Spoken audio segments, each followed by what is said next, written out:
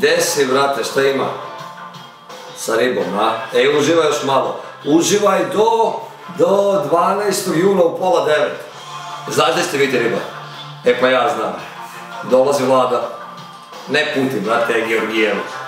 Da, u Hotel Galeriji u pola 9 počne koncert. Tako da što si je imao si, uživaš malo, traži drugo. Ne, moja ne ide. Idemo na rafting, ona ja. Ja sam sve isplanirao napred, moraš znati unapred da misliš. Tako ti sa ženama, mislim i sa Vladom isto. Idemo na rafting, a? Po 3 dana. Što si je imao? Imao si, brati mili. Čekaj, ostavi na dževo zeleno.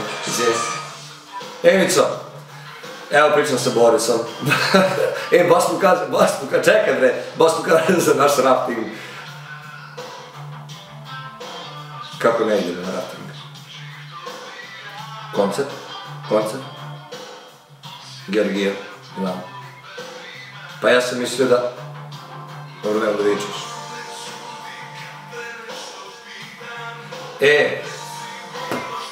Brate, nije smešno, uopšte nije smešno.